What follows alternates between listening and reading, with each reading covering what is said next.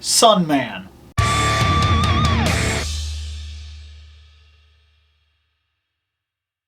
So, I finally got a chance to pick up Sunman and Pighead. Awesome. Legit awesome. I recently did a show with another YouTube. It was just talk show, just hanging out, talking. It was a late night show. It was a stream, and during that, I got a chance to talk directly to MOTU Joneser. Now, the show that I was specifically on was Weird Fantastic Toy Adventure, and you can check that out. In fact, I'll add an annotation to it. Here's the thing. During the show, I got to talking about why I like MOTU and what it feels like to me, the representation, how it works, why I get so excited when I think about it in general. And one of the things that we ended up talking about through the course of the natural discussion was Sunman. I was excited for the idea that I'd added Sunman to the shelf. And a comment came up. Well, to me, all that did was slow down the line. There were two major comments. Adding Sunman did nothing more than slow down the line, forgetting all of the vintage characters that we actually wanted. And the other idea was that I don't like the idea that Sunman has been added to MOTU because it's nothing more than knockoff MOTU. I get it. I completely get it. Because if you stop and think about it, it's no different than when I was growing up and there were G.I. Joes and then there was like everything else. Like, what was it, Star Corps and things like that came out. I had some of those. I played with some of those.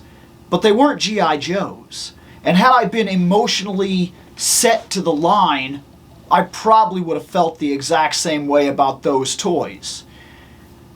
But I personally find it absolutely beautiful that this property has been folded in and fully realized inside of Masters of the Universe. And there's a reason I feel that way. Because this line was directly inspired. Now, you could say knocked off from Masters of the Universe, but I would argue that it was directly inspired by Masters of the Universe. Masters of the Universe, and because there's an entire story behind it, and to break it down to the absolute bare basics of the story, because you can look this up, and I would advise you do. There's a couple of documentaries here on YouTube that are absolutely fantastic that go into more detail than what I'm about to give. Basically, a child was playing with He-Man, and it was his hero, until one day the child had mentioned that he really likes He-Man, and he wishes he could be like He-Man, but he'll never be able to. Basically, it was that just idea. Because in some cases, for some people, representation is absolutely crucial. Not everybody. There's a million people out there from every single line of any ethnicity you can name that love Goku. They want to be Goku. So sometimes this crosses boundaries, it doesn't matter. But every now and then you get the idea that you feel like, why are you not included in the hero game? It's not that I don't completely understand that aspect. And the idea came up. Why aren't there any toys that are specifically going to it? And you could say, well, they had Clamp Champ. Okay, but Clamp Champ never really got any real moments to shine because the entire show was He-Man and the entire line was He-Man. Now, I'm 100% on board for the fact that, and I've argued this in other videos, that I love the idea that like everybody is included in Masters of the Universe. There's nothing you can't do. There's nothing you can't make fit. But in that aspect, a mother saw a chance to give a hero to her son. So she started a company.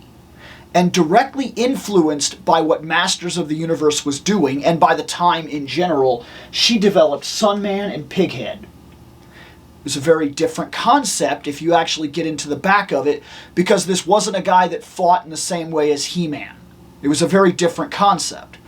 And these characters that she designed have been recognized by the community over the years, and even kind of viewed as part of the line anyway, because they were so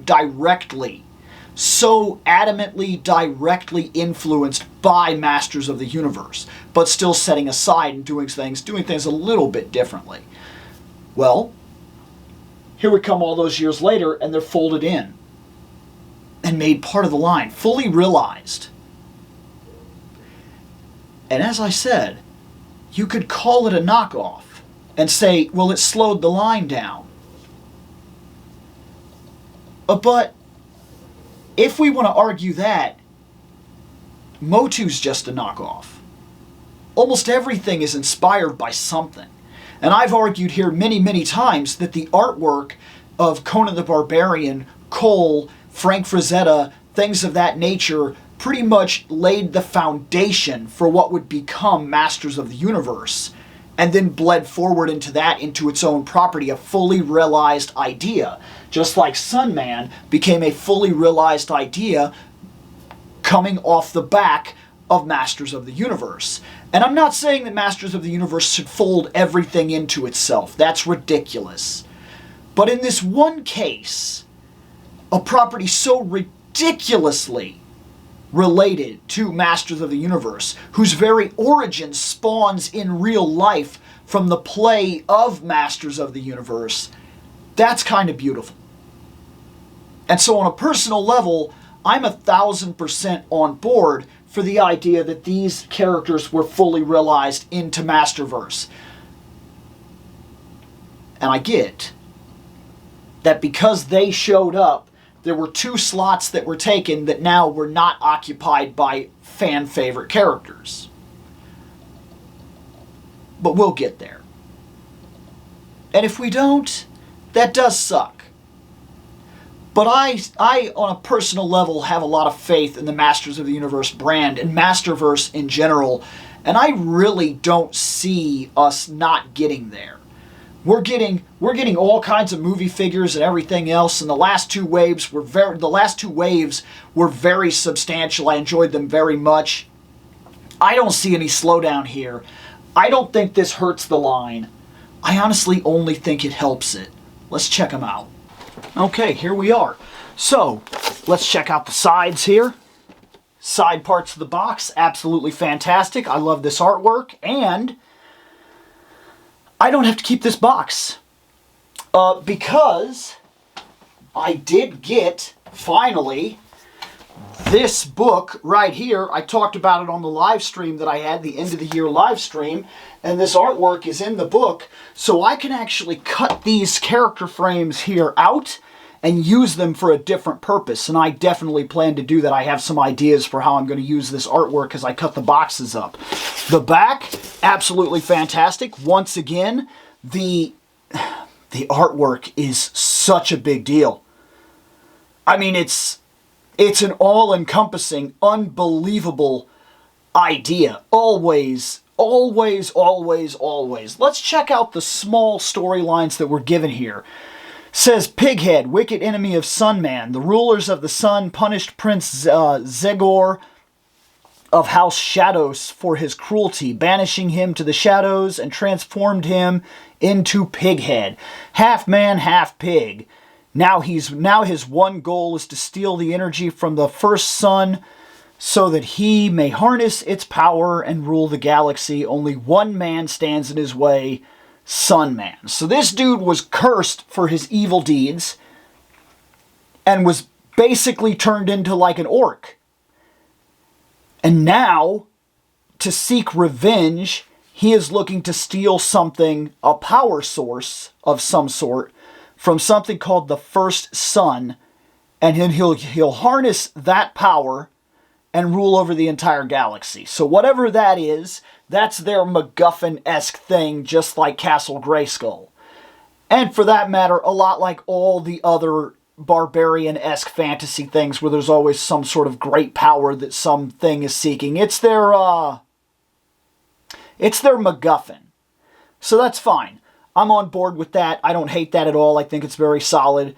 I'm curious And I always laugh about these barbarian tales.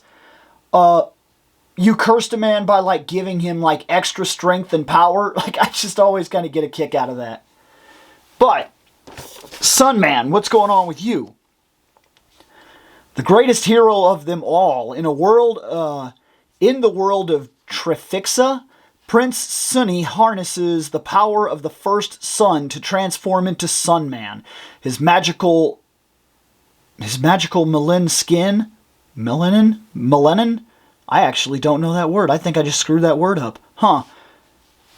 Gives him unequaled, unlimited, and special super strength in his fight against the wicked ones for fairness and equality throughout the universe.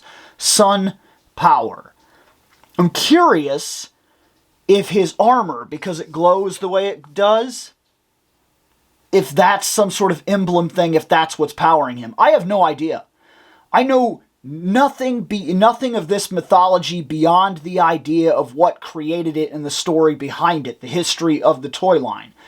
And I did not buy any of this for Origins or anything because it really didn't interest me. I thought the characters kind of looked bad. But Masterverse-wise, I think they look fantastic. And now I want to see them out of the box. Alright, let's start with our bad guy here. Now, our bad guy is Pighead.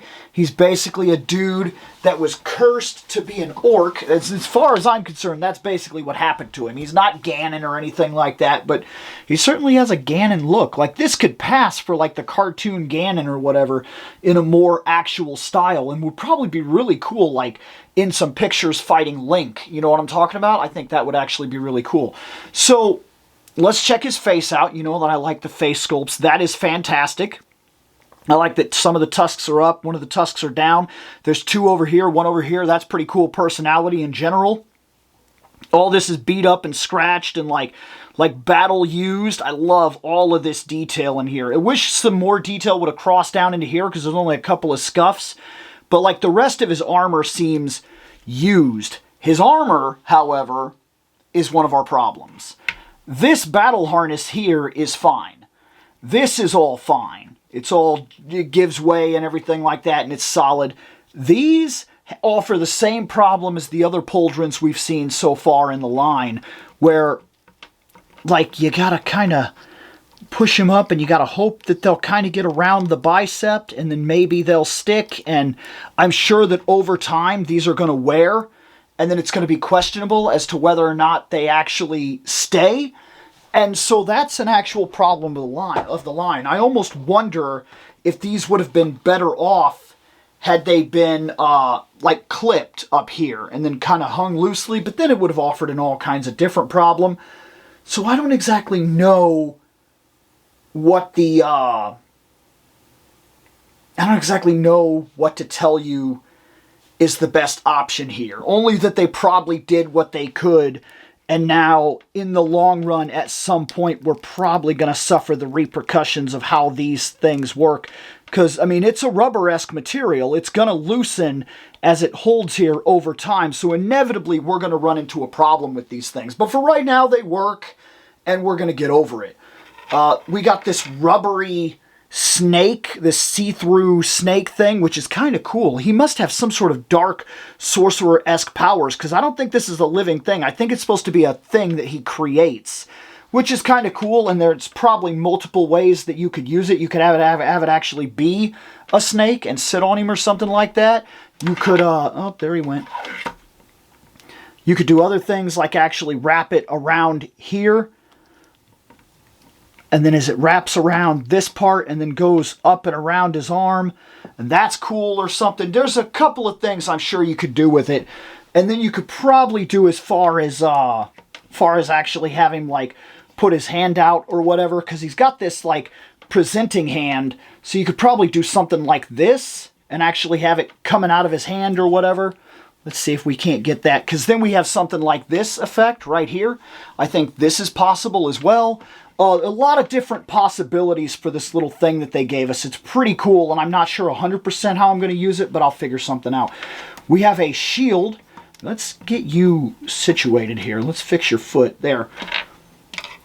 I like his mace. His mace also seems like maybe it's an energy formation thing of some sort, but I don't exactly know How or why? Does that...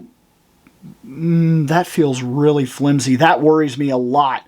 Like the plastic right here feels like over time that could bend and it could break off. But for right now, I mean, that's probably the only worrisome part, because this feels pretty heavy.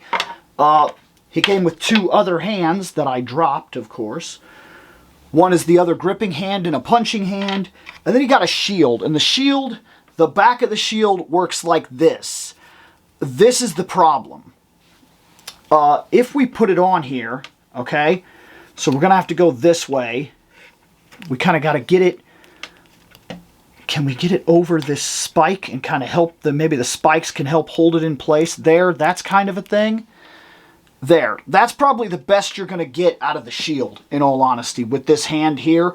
And maybe you could make it better if you were to just grip that little part right there, but I don't 100% know if that would actually help the situation any more than what we've got going on right now. So let's, of course, give him this, because that is his weapon, and it is awesome for what it's worth. I feel like we've got a Psylocke type situation with him, where he can form weapons and then use them in different ways. And then we've got this thing right here, like I said, which you could do all sorts of stuff with. And I feel like what I'm going to do for this, before I put him on the shelf, is I'm going to kind of situate that so that it runs up his back and kind of looks like it's coming around. Maybe I can get something like this out of him. No, because there's no wire in this. So it holds the shape that it holds, and you can't really do much about it at that point, other than just kind of find a place for him. So I'm going to have to play around and find a way that I like the snake in terms of for his display on the shelf, because I'd like to have the snake with him. But this is about the best, and if I do that, like, I can't really wrap it around his back necessarily. I kind of got that going on. That's pretty cool. Maybe I'll just let him do like that on the shelf for right now, and I'll be more than pleased with him. Let's look at Sunman. So now we're on to Sunman. Now Sunman, there's a couple things I'm liking here. One, I like his overall aesthetic very much, actually. For one, let's look at his face real quick. I think that's really good. I think it's good for a couple of reasons. One, that seems like a younger face to me than what He-Man has. On a personal note, I feel like with a younger face, you could play a hero that has great powers, that is still learning how to use all of them, that's still developing. Not that he's not super powerful, but some of his naivete might play in, and we have lessons that we can learn, and that's always good for a hero, because part of the hero's journey is a coming-of-age story, and these characters need to develop into the people they're going to be, not just be the best hero ever right off the bat. And I think that's strong, and it sends solid messages. I like all of this, like the armor here, these emblems right here. I like this thing. I think the battle skirt is really fantastic. I think the boots with the star emblem and things like that is good. He's really solid.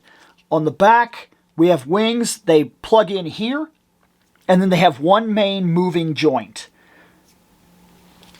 And as such, let me move that and get down here. His wings have a couple of different, they can go full out like this,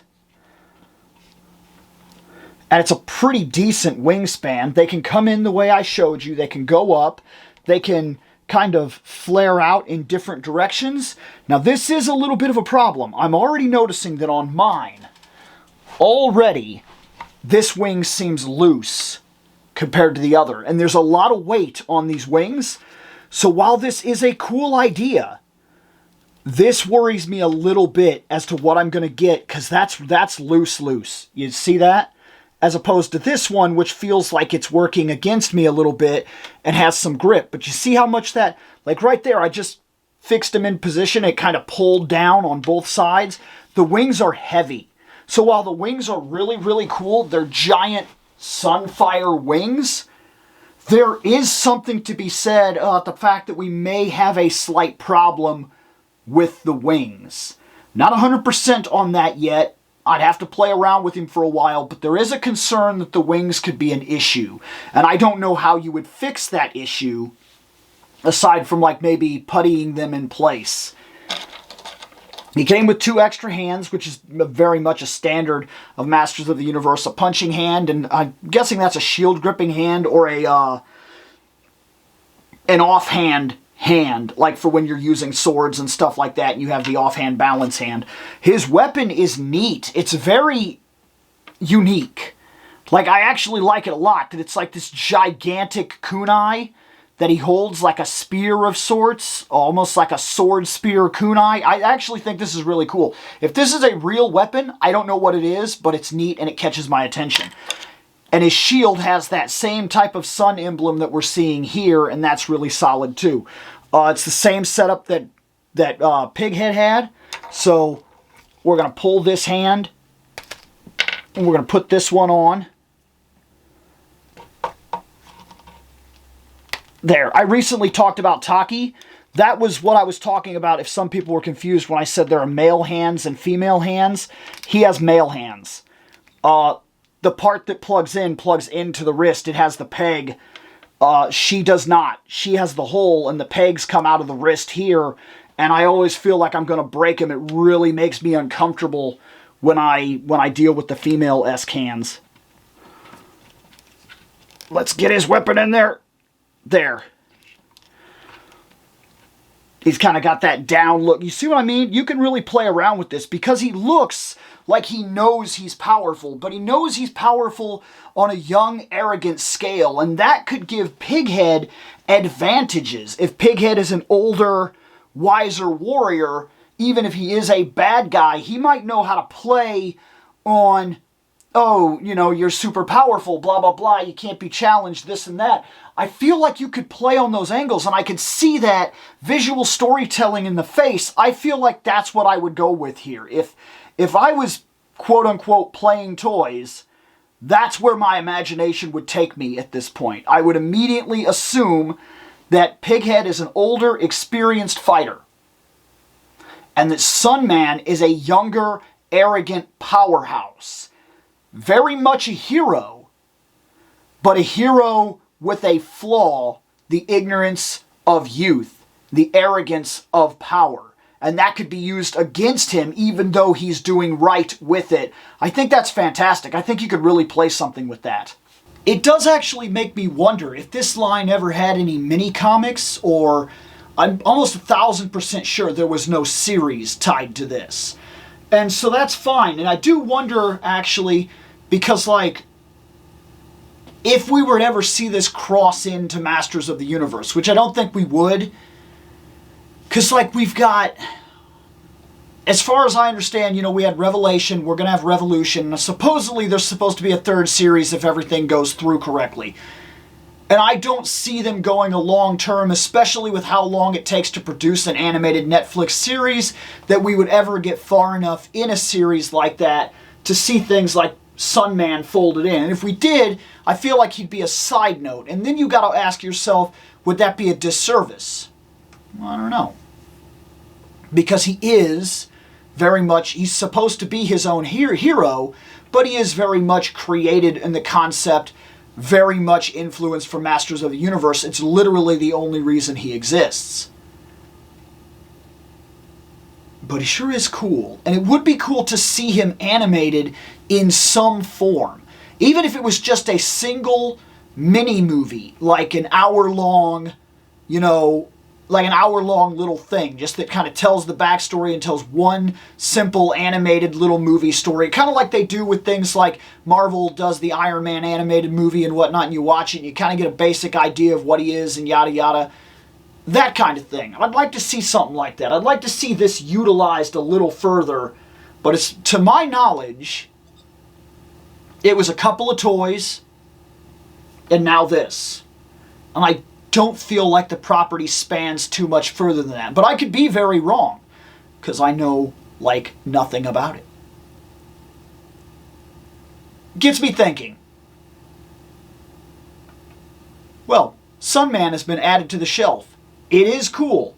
It has a couple of flaws, but I guess every toy does. Later on.